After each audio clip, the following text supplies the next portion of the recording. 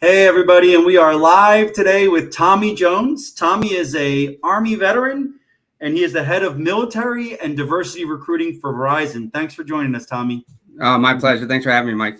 And I'm excited about this because Me too. Tommy's a retired first sergeant. So we're going to get some advice, and it's going to be a little real, right? That's right. Transparency, baby. I love it. So, hey, if you're joining us today, I've got two questions for you. One, where are you calling in from? Or where are you watching from? And two, does Verizon run your whole house like it does mine? So let us know if you're also, what is it? I'm not just the president. I'm also a client. And a member. And a member, yeah. That's it. So Tommy, I guess, let's start off like your story. What did you do in the Army? How did you end up, like, you're leading military and diversity recruiting for Verizon. So yeah. What was that path? So it's a great story. I mean, I haven't told it often externally, but I'm glad you asked me. So my transition, I did 20 years in the Army as a 25 uniform, signal support system specialist, commo guy. Spent most of my time in Combat Arms. And I did time working with the Special Operations Command, Fort Bragg, had a blast, serving. And I got to the point in my career where, I had back-to-back deployments, just like a lot of you all on here. And I had to choose my family before the military at one point in my mind, right? So I had made the decision to take an assignment teaching ROTC at Princeton University, which would get me back to New Jersey, which where I was from. And we know that as you're getting out of the military, you either reside where you bought a house out along your journey, or you go back home. And most of the time, you either go back home and you realize, well, I know why I left home. So in this case, my wife and I were both from the same town, teacher, and decided, what, we're going to go back home and we're going to, start focusing on you, and I'm going to get a job. Mm-hmm. Being from New Jersey, knowing that Verizon is headquarters in Basking Ridge, and in New Jersey, it's the head of, the world headquarters. I was like, all right, well, this is a great opportunity for me. And at the time, in my past experience, I had 3 combat deployments. At one point, I led up to 200 people in the theater of operation in Iraq, all the signal assets. So when I started to look at jobs and started to go down this road, Verizon was obviously on my radar. Anything that had telecommunications, I thought I should be able to step into. At the same time, I was looking at, civilian jobs with the government, thinking I should be able to land some of those jobs. And I found out how difficult it really was. So about a year out from separation, I went to TAP. Followed the journey, went in there. They told me about all my benefits. I didn't really get much from a transition experience. Mm-hmm. What I did get was back at my unit, my commander was a lieutenant colonel, and he's like, hey, I'm going to a career fair, man. You got to come to a career fair with me. And I haven't even thought about that yet. So I'm like, I don't have a resume yet or anything like that. So I had given my resume. He gave me a copy of his resume in Word. So I just cleared all his stuff out, looked at my NCVR, started prepping that, threw it in there. And it was all quantitative. I thought it looked pretty good. I had him look at it, had a couple people look at it, and everybody's like, great. So then as I started to I went to this career fair, and everybody I met, they were like, oh man, you're exactly what we're looking for. Love it. Da, da, da, da. And I was like, this transition is going to be easy, right? I got a bachelor's degree, not from Princeton University. I'm a Jersey guy. I went to What's the Matter You, a little Italian college in South Jersey. But no. Is that what your name? No. Oh, I was like, wait a minute, wait. I made it up. But it was a daunting task, and I didn't realize how difficult this mission was going to be for me. And it hit me really hard, and it hit my confidence, and it hit my pride even worse. Right. So I felt like I was the cream of the crop of the non-commissioned officers in the commo world.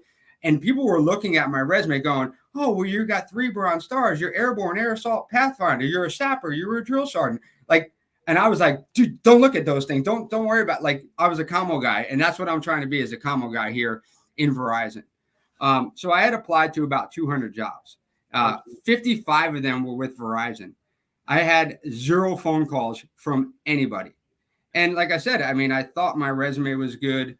I thought I civilianized it. You know, I did the thing where I am not a first sergeant. I am a project manager. I am not a, you know, I kind of try to civilianize it best as I could. And it was radio silence, to be honest with you. I was really, really discouraged and upset. And I actually was angry at my wife that we made the decision for me to get out of the military. But, you know, it was it. Right? It was she, you know, I'm sorry. She's still with you, right? Oh yeah. She's still with me. Yeah. You're angry with your wife. Yeah. Thank God. At least I salvaged that. So I went to Fort Dix, New Jersey with some of my cadets from Princeton, and I was standing in line getting some food, and there was a Vietnam veteran behind me. And one of the things that I am very prideful about is going out of my way to thank Vietnam veterans for their service. I know why we're treated so well, and I know what they've allowed and afforded the opportunities for veterans post 9/11. I mean, post Vietnam. And I feel like, you know, post 9/11 veterans are reaping the benefits of the way that they were treated. Yeah. So I turned around. I said, hey, sir, thank you for your service.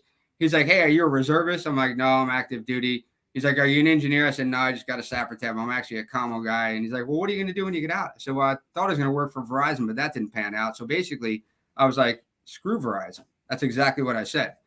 So, you know, he turned around and said, hey, why don't you come and have a conversation with me after you get your food? So now I'm thinking, oh, man, this guy's going to talk war stories. I got cadets over here. I have a responsibility that I got to get to, but I'm going to do my due diligence, and I'm going to go talk to this guy. So I grab my food. I sit down with him. Within a few minutes, he's like, listen, I loved our brief conversation. My daughter is the vice president of talent acquisition. Maybe she can, at Verizon, maybe she can help you out. So I was like, I'll take anything right now. Like, at this point, I would have taken anything. I'm 6 months out from retirement. Yeah. I'm scared for the first time. I would have rather been in Afghanistan without a weapon and no body armor than being in the situation that I was at. Because, you know, you have a responsibility. You feel like you got to, you know, bring money to the table and help provide for your family. So he wrote my name down on a napkin. I was worried about that. And next thing you know, I get an email. That was on a Friday. Saturday afternoon, his daughter shot me an email. And she said, I'd love for you to come in and meet with us. My dad spoke really highly of you. And I think she was just doing him a favor. And I was okay with that. I'll take whatever favors I can get, right? Like, you want to open up the door. When opportunity knocks, I'm going to capitalize on it. So I got my suit that I bought a year ago that I got to wear for the first time for an interview. I showed up, you know, read every interview question that possibly happened on mankind on the internet, and had a great conversation with a bunch of leaders at Verizon.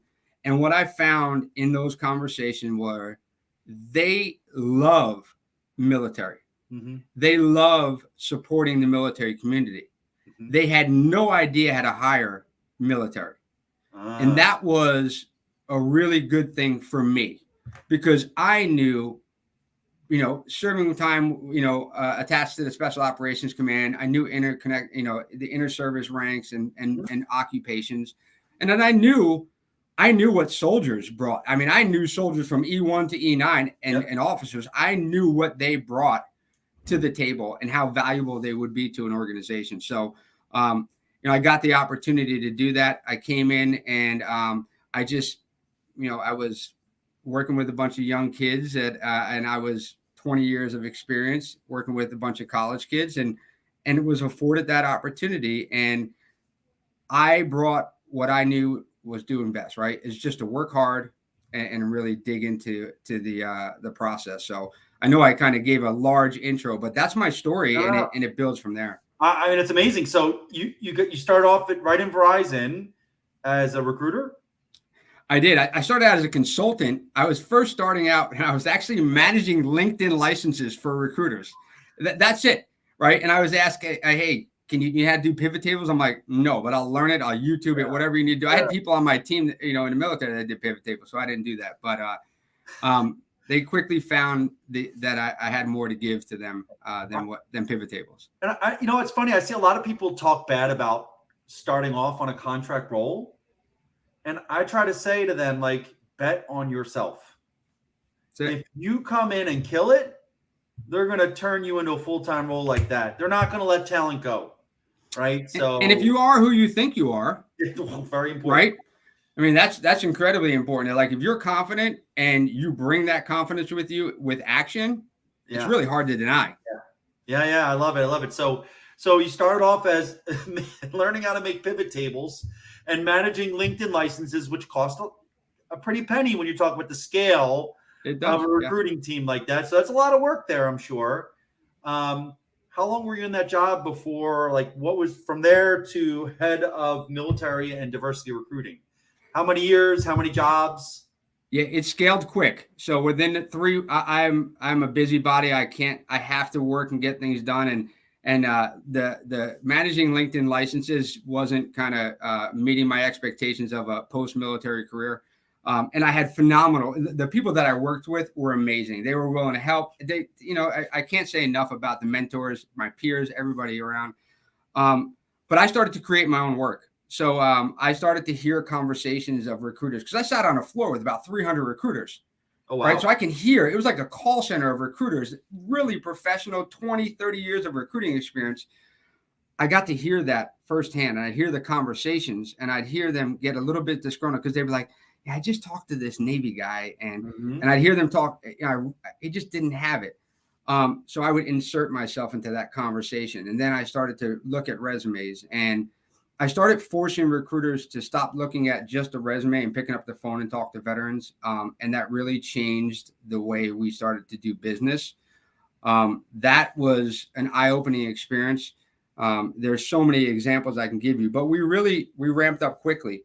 So to answer your question, I was in that role for about 3 weeks, and then I started to become a military recruiter, right? They're like, all right, this guy's doing some stuff. And I just partnered with somebody that wanted my attention, which was a recruiter. She was amazing, was my peer. And she's like, listen, I know how hard recruiting is.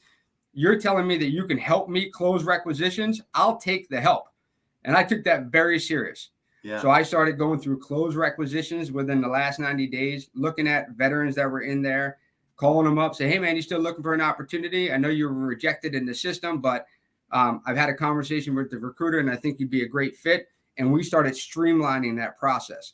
So of those 55 jobs, I'll give you an example. So I applied to a field operations manager. They managed 20 to 25 technicians, either installing FiOS, construction management of laying fiber. Now, mind you, I had a fiber platoon of 40 underneath me, and I was rejected like immediately. And I was like, And I had that on my resume, but they just didn't know what they didn't know. Right. So I joined an intake call with her and the hiring manager, and I was quiet, and I'm not a quiet person. I bit my tongue for a little bit and listened to him. And I said, well, what are you really looking for in this person? I'm looking for a leader. I'm like, okay, I can get you any NCO or any junior officer for this role, and they will knock it out of the park. Well, they asked me to do that. So we had 26 field operations roles open in 2013. We filled 24 of them with veterans. One of them had telecom experience. We had an infantry platoon sergeant. We had a squad leader. We had a Navy chief. We killed it. And the retention rate, most of them are still here. They might be watching some of this LinkedIn Live. Do they know you're responsible for that opportunity? They are. We story tell. Yeah. So we take those 24 and we story tell it internally and externally. And I want everybody to say, I want some of that. I want some of that. And then that allowed me to, obviously when you make some significant hires, you turn heads. Yeah. Leaders started to notice. They gave me, and they invest in it, right? Nobody's going to invest in something that's not working. So they invested in me. They invested in my team. They allowed me to build the military recruitment team. I can't say enough about having leadership buy-in and support. And I felt it was like the military, when you have a great leader that empowers their subordinates and gives you their left and right limit and allow you to work within those things. And when you do that, you're gonna feel the fruits of the labor, right? So I was able to do that. So I went out on a journey of, let me hire a service member from each branch of service for my team. I looked at the demographics of the United States where veterans sat, and we plopped somebody in each one of those areas. And when I was doing these interview processes, I was very strategic in how I hired people. So I'll give you one example, and then we'll move on to the next area. But I had a first sergeant interview for a position. He was unemployed for 10 months from the Marine Corps. I had a sergeant major that was already out and had a really great job. Both of them really qualified. The sergeant major was locked down, a better candidate, and he should have been the person that I hired. I chose the first sergeant over the sergeant major. And I looked at the sergeant major and said, listen, I know you're going to do great things, and I know you would do great things for me, but I have an obligation to take care of this guy. I think he deserves it. He has the ability to do it, and I'm willing to put the work in with him. And that was kind of my first journey of helping transitioning service members. And to this day, I'm very close with that guy, and both the sergeant major and the first sergeant, and we're continuing to help service members. Oh, I'm sure the sergeant major appreciated the honesty, right? No doubt. That's how it works. So I got a couple takeaways here. One, talk to everyone, which I just did a post about the other day. Talk to everyone. Like the Vietnam vet, hey, my daughter runs, VP of talent acquisition for Verizon. Let me write it down. Like, don't judge. Let me write it down on a napkin. And now look where you are today from that napkin. So for anybody listening, talk to everyone. I can't say enough. I was at my son's, my son, who was like preschool, was at a birthday party. And I was just chatting away with the other parents. And I mentioned to one of them that I was transitioning. And he's like, oh, what do you do? And I told him, he's like, I run Deloitte's. I'm the partner that runs all of Deloitte's Intel practice. Let me connect you to a few people. I would have never known that. I was an Intel sergeant major. So right. Yeah, talk to everyone. So that's one. Two, you hit on my most important principle for success, military, post-military, whatever. Do more. Always look, how can you do more? Had you gotten into that role managing contracts, you could have had a 40-hour casual work week doing you would have been just chilling. Yeah. And you would have been there still today. You ever seen that motto that I don't know, I've seen it. I had it posted above my desk in every office I was, the 60% rule, 60% soldier. You ever seen that one? No, I hope that you can continue to give 60% on your APFD. Yeah. You can give 60% here, and you continue to be that 60% soldier. But on the battlefield, hopefully someone doesn't give you 60% first aid. That stuck in my head as a young NCO from a great senior NCO that I had. And that's kind of the op tempo you need to come into an organization with. Yeah, no, I love it. I mean, those people that get their job done and they're like, okay, what else can I do? Worth their weight in gold. And those, you rise to the top because leaders see that and are like, I want some of that. And that's what happened. So that's number two. And then number three, I like that you talked to them and you realized they had no idea how to hire veterans. You shared your story about I had a 40-person fire platoon doing the exact same thing. They just didn't understand it. And so what I want to articulate to people is that if the company structure, the recruiting structure, isn't translating it, if it's not working, reach out to veterans in the company that can translate for you, that can pick up the phone and say, hey, or put you in for a referral. Insanity is doing the same thing over and over again and expecting it's going to change all of a sudden. And Mike, I think don't underestimate the power of the civilian population, right? So, right. I mean, that is, to me, obviously, I'll die for any veteran. I mean, I'll die for anybody. But I will tell you right now, don't underestimate the civilian population and how passionate they are. Because if you look at how small the military is now, people don't know veterans firsthand like we did growing up. So it's third party, and they want to help. And it's a kind generation that really wants to give back and help. Mm-hmm. If you ask, they will help you. But if you don't ask, they don't know how to reach you. Yeah. So if a sergeant major like Mike Quinn comes out and says, hey, listen, I'm getting out of the military. I see that you do Intel at Deloitte. I'd love to just have a conversation with you. If they don't know anybody in the military, they're going to give you that opportunity, and they're going to help you, and they're going to become an ambassador for you. Mm-hmm. Absolutely. No, I mean, that's fantastic advice. Like, if you don't ask, you're never going to find out. And to be quite honest, that Seesaw I was talking to yesterday smiles the whole time. I said, did you serve? And he's like, no, I'm really passionate about helping the military. I love hearing your stories. Right. I love hearing what you guys have done for our country, and whatever I can do to help, I want to do. And I hear that over and over and over again. So the veterans are the easy connect, but you're right. Don't just focus on veterans. You know, there's so much in our community, and there's so many companies out there that want to hire veterans.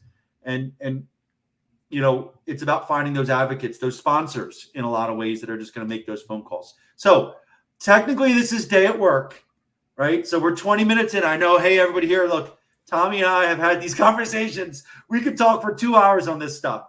But I talk to a lot of service members. So I will be quite honest. My thing is, I hear a lot of leaders getting out, and they're like, the transition sucks. It's hard. They can't figure out what they want to do. So the first thing they default to is, well, I want to help people transition, or I want to help people get jobs at corporate America. And it's not as easy as that. And I tell them, like, hey, go find your success, then come back and do that. Now, you found it, a little bit of a roundabout route through the recruiting of Verizon, rising up to where you are now. What is your job like? Like, what is a typical day at work for you? Well, it's the one thing that I hate in life, which is a lot of meetings. But you know, it's impactful. The work that I do is very impactful. I'm blessed to be able to have a great team and able to, you know, help them. But you know, I on a regular basis, like you know, we build strategies. You know, I think about it like from a G3 standpoint. We have operations, we have future operations, current operations. We understand where we're trying to go and where we are. So creating those programs and opportunities, and then managing, you know, at my level right now, if I was a recruiter, you know, this is your recs that you need to close. These are the conversations you need to have with the hiring managers, and this is how you source talent. As you start to evolve into leadership positions, now you start to have conversations with the business, understand their needs of the business. I equate it to, as an intel guy, gathering intelligence, understanding what the operational environment is, and then employing your tools in according with that operation to make it successful. So I think every hour of the day is that. My job is more than military. It's military diversity programs and conferences. So it expands across other areas of it.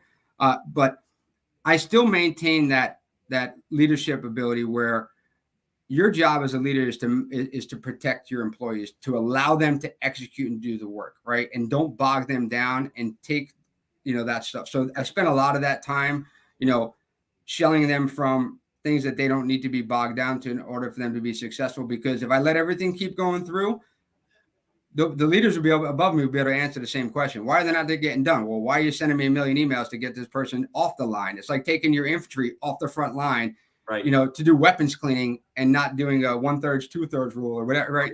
Or certain security procedures. So day to day, it's having conversations with business leaders, understanding again what the human resource business partners need, what the talent acquisition teams need, and that's really the biggest part of my day. So how many people are on your team? Like ballpark thing, what's your team look like? So I have a team of 6 military recruiters. I have a team of 6 diversity recruiters. And then I also have non-traditional programs where I have another 4 personnel underneath there. And so they're full-time recruiting for those roles. And are they recruiting across all of Verizon or certain sectors? So the military recruit, they're basically like a giant sourcing team that are functionally aligned. So the program team, they really focus and own the end-to-end recruiting process. Mm-hmm. They own the relationship with the external vendor that we're doing a program with. And then they own the entire recruiting process all the way through onboarding. On the military side, there's 2 different areas. They own requisitions to full life cycle for the fellowship program. But they source where the business needs. So they'll attend staff meetings for each one of our business groups. Again, gather intelligence, understand what they need, and then say, oh, you need mechanics? I can get you mechanics. You need engineers? I can get you engineers. And then the diversity team, they really focus understanding where do we have gaps and underrepresentation from a diversity standpoint. How do we fill that funnel, and how do we make and basically bring their resume to life to have conversations and networking events, and brand Verizon as a company and best place to work. So do I hear there's almost like an internal sales portion of for your recruiters? Like they have to go get the stakeholders and sell them that they're gonna want military, that they're gonna want diversity, underrepresented populations to fill those roles, and that you're gonna be able to do it better. That you almost have to do it better than the regular recruiters, right? Always be closing, right? ABC, you got right. So you always have to sell yourself, and it's okay to do that. I mean, like you have to educate them. If they would have just said they don't know what a first sergeant is, they don't know what a 25 uniform is, they don't know all, and that's just the occupation. But you take about all the other responsibilities that I had and what I was responsible for. Like I was a drill sergeant instructor. I taught drill sergeants. I was a drill sergeant. Then I taught at the drill sergeant school. I could probably teach at Platform for Learning and Development. They wouldn't know that. Nobody would ever look at that and be able to put two and two together if they haven't served. So yes, you have to educate, over communicate. And the key is understanding what their need is. Yep. And once you understand where their need is and how you can fill that gap, and you got to come strong. You can't bring, the dirty, nasty private that you had to drag to formation every day. Right. You got to bring the A gamers, and they will set the example for the rest of to follow through. I love this. It's an aspect of recruiting that, corporate recruiting that most people don't realize, especially when it comes to diversity in military hiring. You have to convince internal stakeholders that you're going to give them something they need and that you can deliver, and you can deliver quality. Because if you give them the dirty private, then they're not hiring anybody else that looks like that anymore, right? So that's exciting. So how many recs does a typical recruiter on your team have at a given time?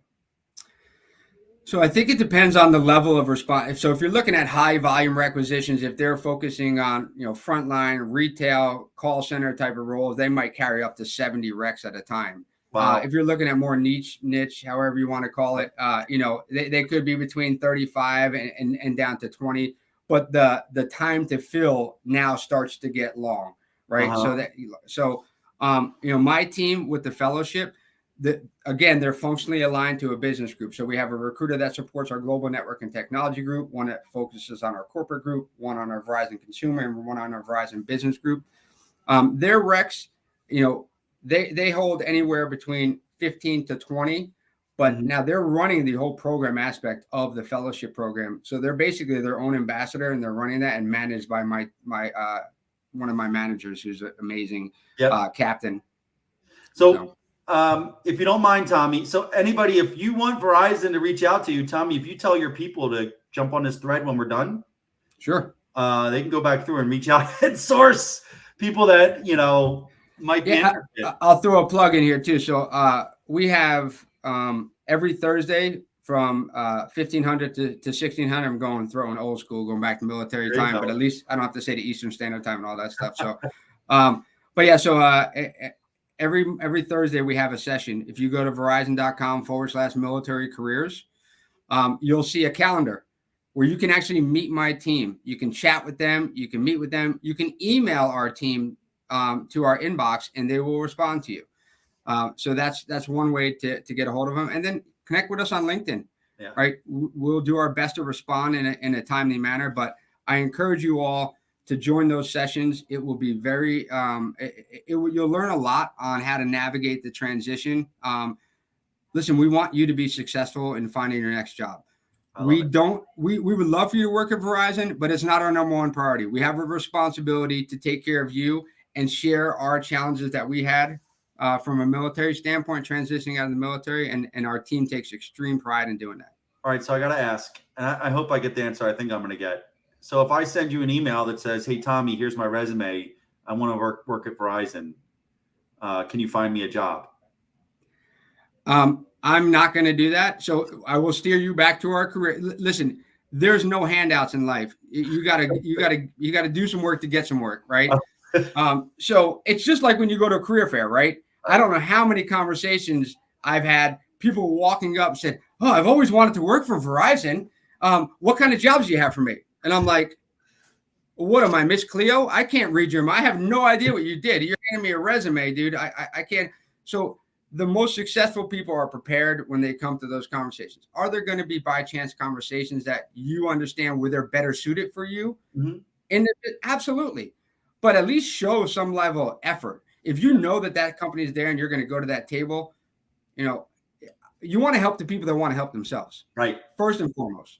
So do a little bit of research, come with some ideas of what you'd like to do, what you think you're qualified to do, put the effort into your profile and resume. And, when they reach back out, they may see a better fit somewhere else because they know the business units, they know the structure there, but they're going to reach out to the people that actually did some work to prepare. Like you did. That's right. You read everything up on resumes. You prepared that whole weekend to work at Verizon, and it worked out because you were prepared. Yeah, and we have a military skills matcher on our site. It's an AI intelligence. And you probably everybody's like, "Oh, I've seen ONET, I've seen." This actually is a great tool, right? So what this tool will do is allow you to put your rank in there, your branch of service, your where you're located at, your years of experience, and then what it's going to do is it's going to also. So this company had basically took all the job descriptions of every military in every branch, every rank, all that into one, because now what it does is it allows you to put that information in, then it allows you to put in the civilian equivalent type of certification. So we'll use me as an example. Commo guy, what are some of the civilian jobs or civilian certifications I might need? Maybe a CCNA, a CCISP. It gives me all those opportunities. Ask me if I have a bachelor's degree, associate's degree, all that. Then what it'll do is it'll populate it and bounce it off of our jobs that are open right now and bring back to you all the jobs that are currently open that you're best suited for. Cool. So that's going to help you narrow down your shot group, right? It's going to help you say, all right, I want to be a pilot when I get out. And I keep putting in this things like, no, you dig ditches. That's what you do. You can't fly. Stay on the ground, Tommy, right? If I keep trying to do the pilot thing and eventually you're going to have to take that. Again, it's back to gathering intelligence, see what the results are. And listen, even if you don't use it to get a job with Verizon, gather intelligence. Come to our site, check it out, look at jobs that you might be interested in, and say, you know what? I could be an engineer at Verizon. Let me drop this into LinkedIn, see other companies that have engineer roles, right? Because we have like titles across industry. So use it as intelligence gathering. So another question for you. So we understand, as goes with being the head of anything at a large organization, there's going to be a lot of meetings, a lot of protecting your team, a lot of strategic vision and direction on all of this. How do your bosses measure success for you? So obviously we have KPIs, and so we do a really good job at understanding our performance goals and what we're trying to accomplish for the year. So I meet with my leader at the beginning of the year, just kind of like you do in NCOER, OER, right? Counseling statements. So I meet with my leader at the beginning of the year and I said, hey, boss, this is what I'm trying to accomplish for the year underneath each one of these groups that I lead. And this is what I'm looking for each one of my people to be able to do. And I put aspirational goals. Mm-hmm. They're not locked in. Mm-hmm. We come back and have those conversations and pivot as we go. But I benchmark against myself. Mm-hmm. I don't benchmark against other companies, mm-hmm. right? Because other companies don't change how they're not living in the environment that I'm living in. So I can't benchmark against them. And then my leader knows the operational environment inside of us. So that's really how we set our goals early. We agree to them, and then we move forward there. And then it's my responsibility to, again, bad news travel. If you hold bad news, it doesn't get any better by holding it, right? So if I'm having an issue with, let's say, building a program, and I said I'll have it done in 90 days. If I wait till day 89 to say, hey, boss, I don't think I'm going to make this. Well, guess what? My evaluation should make sure that it says that I took 89 days to pay you too, right? So, I mean, so that's kind of the mindset. But I think the level of leadership that we have here and the way that they empower us to do things, it's phenomenal. And every company is. I mean, if you ask and you over communicate and understand what the expectation is of you, I mean, you can control that. I love it. I love it. So, and I'm assuming it's like a 9 to 5 job with an hour and a half lunch and. Yep, 8 hour. I mean, listen. So you have exempt and non-exempt employees. If we go in down to technical terms, yeah. So it's an 8 hour. It's an 8 hour workday. 1 hour. Not for me. That's for sure. That's what I'm saying. So like your workday, I'm sure is 9 to 5, hour and a half lunch. Oh yeah, I'm fishing by 3 o'clock in the afternoon. No, it's definitely not. But you know what? In this role, we have a responsibility, right? If I don't respond, for example, Mike, you text me on a weekend. It's important for me to be here to help service members. I'm going to respond immediately, right? I'm going to stay close to that. It drives my wife crazy, but if it's going to impact somebody's life, then I'm going to be there for it, right? I love it. So a little longer than 9 to 5. I try to share that to people because a lot of transitioning senior military leaders want executive level roles. And I don't think they're ready to understand that requires the executive roles and the executive level salaries require executive level hours.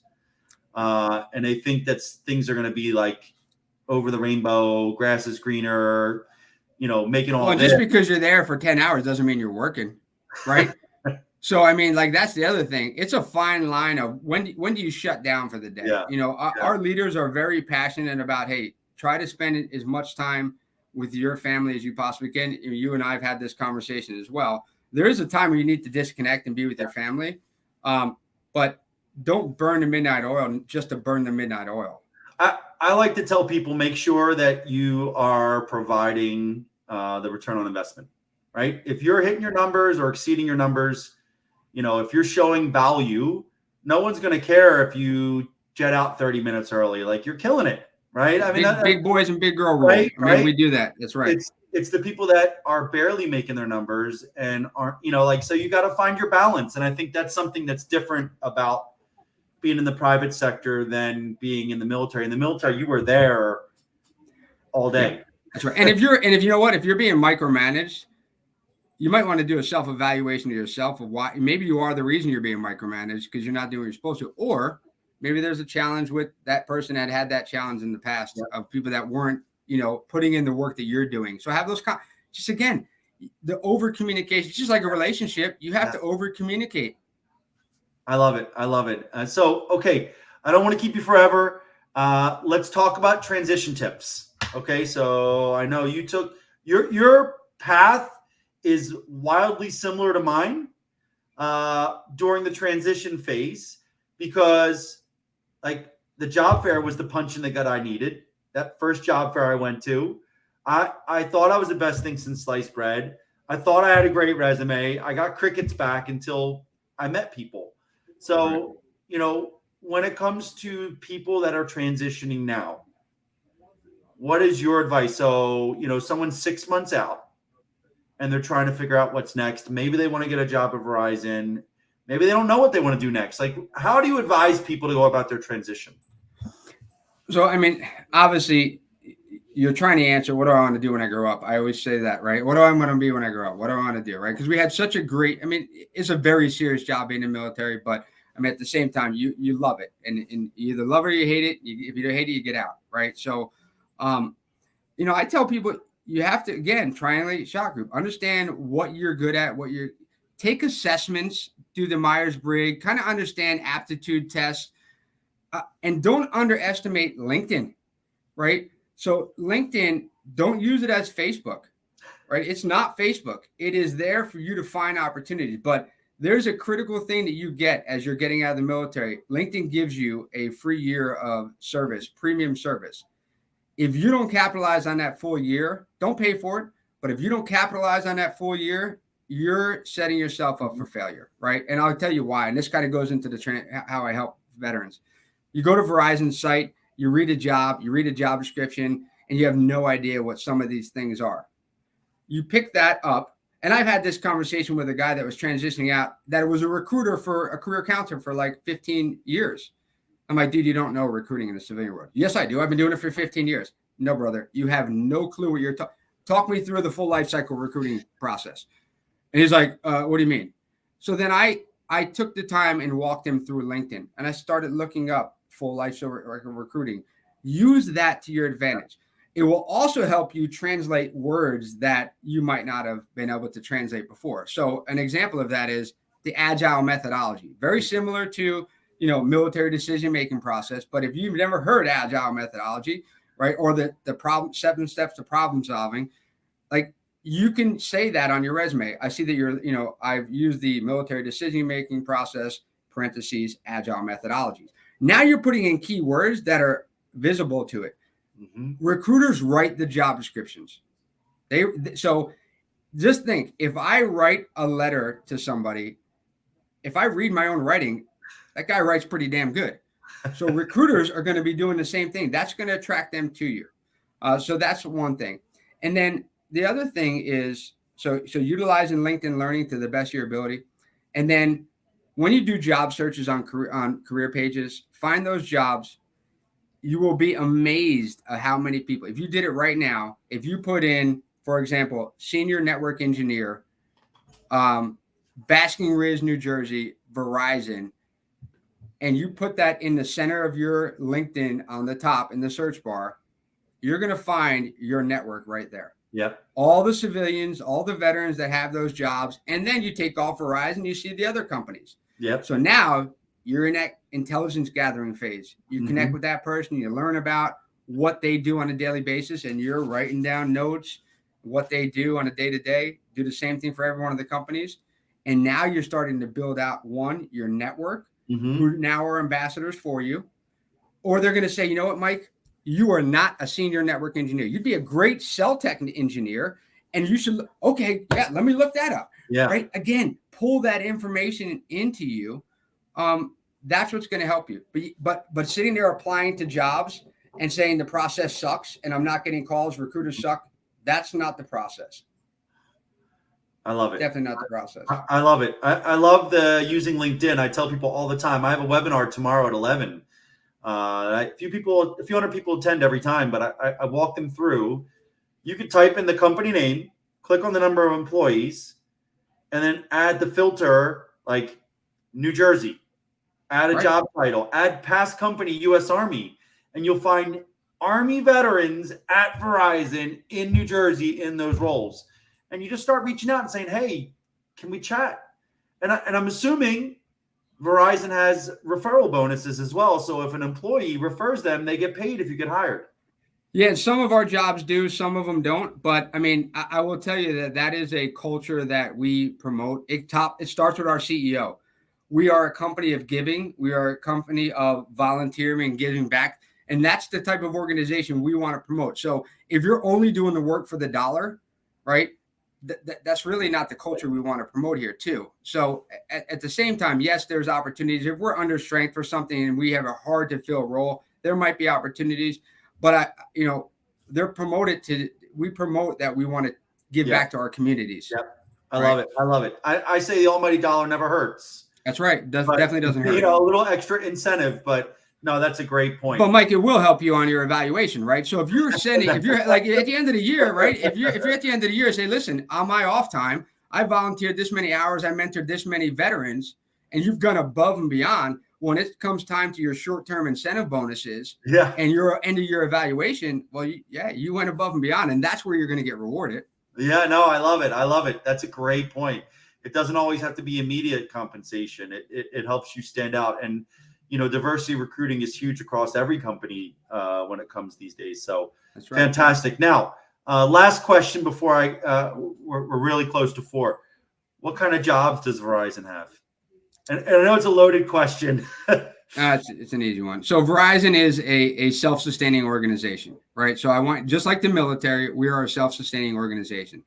The only thing we do not have, I would say, is we don't have cooks and musicians, but we contract them out, right? So you could get them through a contract and work for Verizon or a Verizon facility, but we have 8 HVAC personnel, we have mechanics, we have engineers, we have when you say IT and engineering, you got to really unpack it and understand it. So if you're in that field, we have the whole gamut from software development to hardware to, troubleshooting. We have sales from retail sales all the way up through our enterprise sales, everything from HR that you can imagine, whether it's, and now that's a loaded question. Like if you were to ask me HR, well, you have any jobs in HR? Yeah. What kind of HR? Well, we have benefits. We have our legal portion of our finance. We have our recruitment marketing team that's in finance, right? So every job that you're looking for, whether it's accountant, whether it's CPA type of work, lawyers, marketing, they're all out there and open, and they're all open nationwide. And then as you start to look globally, we have some more of our jobs in the enterprise sales, supply chain, in other countries as well. So really the whole gamut. And any that are remote? So Verizon has, yes, the answer is yes. We have 3 models. So we have our work from home model, and that is basically you're 100% work from home. That means you have 0 customer facing in-person meetings, and we have the ability to do that. We have a hybrid approach, and that's really at the director level. They determine how many times you need to be in the office, whether that's once a month, twice a month, completely up to the responsibility of the leadership, and then the in-person. And that's really client facing.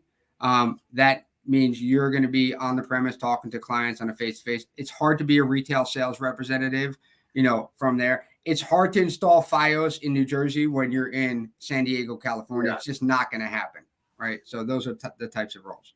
And all of our job descriptions will say that. So if you read halfway down, you'll see what types of roles they are. It'll tell you what type of responsibility they are from a work standpoint. All right. So what was that? How does someone find the Thursday sessions you guys do? So if you go to www.verizon.com/military careers, you'll go to our military careers landing page. All of those positions, all of our stuff on there. We have a military talent network, spouse talent network. All of the pictures of those people on there are actually veterans. They're not stock imagery. They're Verizon employees here. So that's another way to operate, to network. So if you see somebody's name on there and you want to reach out to them on LinkedIn, do that. But again, the skills match is there. You can reach out to our team that way and connect with me on LinkedIn. I'll navigate and help, get it to the right people. Awesome. But just think about that. This is one thing I do. I think this is one of the biggest things. Recruiters are extremely busy right now. Extremely busy. It is a very hard job right now for recruiters, and they're in high demand. So think about how a level of work, they have to close jobs. So if you're going to spend all your time and energy focusing on reaching out to recruiters, you're going to lose a lot of the battles. So go to the business and have them bring it to the recruiter, right? Hey, I talked to Mike. He's phenomenal. I really would love to have him in my role.